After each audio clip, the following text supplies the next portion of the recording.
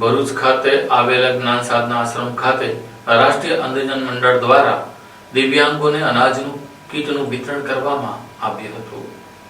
હોળી ધૂળેટીના રંગોત્સવ અને પવિત્ર રમઝાન માસના પાવન અવસરે માનવતા અને સેવાના સંગમ સમાન એક વિશેષ કાર્યક્રમ મક્તમપુર સ્થિત જ્ઞાન સાધના આશ્રમ ખાતે યોજાયો। રાષ્ટ્રીય અંધજન મંડળની ભરૂચ નર્મદા જિલ્લા શાખા અને અંકલેશ્વરની ડેક્કન કંપનીના સંયુક્ત ઉપક્રમે આયોજિત આ કાર્યક્રમમાં ભરૂચ અને નર્મદા જિલ્લાના 250થી વધુ દિવ્યાંગ ભાઈઓ બહેનોને અનાજની કીટ તેમજ ચવાણાના પેકેટનું વિતરણ કરવામાં આવ્યું। આ પ્રસંગે ઉપસ્થિત મહાનુભાવોએ જણાવ્યું કે ધૂળેટીનું પર્વ ખુશીઓ વહેંચવાની પ્રેરણા આપે છે, જ્યારે રમઝાન માસ દાન અને કરુણાનો સંદેશ આપે છે। આ બંને તહેવારોના સમન્વય સાથે દિવ્યાંગ પરિવારોના જીવનમાં પણ તહેવારનો આનંદ અને સન્માન જળવાઈ રહે તેવા ઉમદા હેતુથી આ વિતરણ વ્યવસ્થા કરવામાં આવી હતી।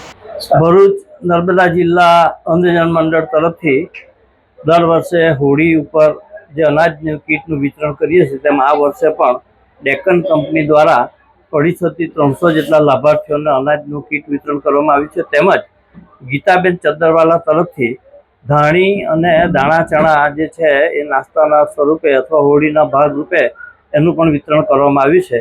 આ લાભાર્થીઓ ભરૂચ અને નર્મદા જિલ્લાના આજે ઉપસ્થિત થયા છે। તમામને હું હોળીની ખાસ શુભકામના પાઠવું છું।